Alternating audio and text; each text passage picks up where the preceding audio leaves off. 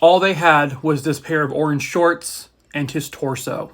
Hello, true crimerers. This is the case of the John Doe. Viewer discretion is advised. Pictured here is the River Thames in England, which apparently stretches for like 200 plus miles, but it's quite beautiful. But all that beauty went out the window one day in 2001. It was September 21st, 2001. The dismembered torso of a child was found floating in the River Thames. The child was somewhere between the ages of 4 and 7.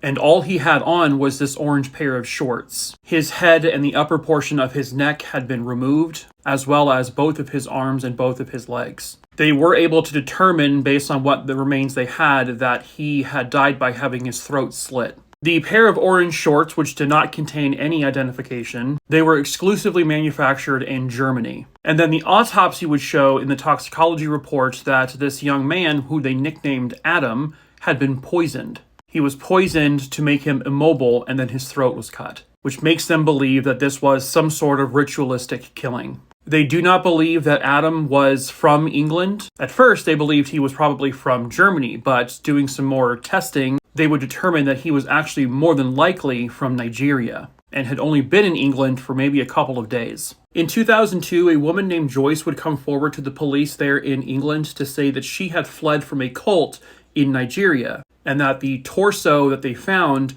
she knew the young boy, that she actually cared for him while they were in Germany. And a German social worker would back up those claims. And then through that investigation, they came across the name of a man, I guess his nickname is Kingsley Ojo. In his home, they found a whole bunch of ritualistic items, daggers and that kind of thing. They discovered that this man was also a part of a human trafficking ring which consisted of many, many children, including children from Nigeria that would end up going to either Germany or England. In 2011, Joyce would tell police the boy's name. She said the name was Ikpomwosa, and even gave police a photo of this young boy. They would later find out that that photo was not of this boy, it was of a living child, the child of her friend.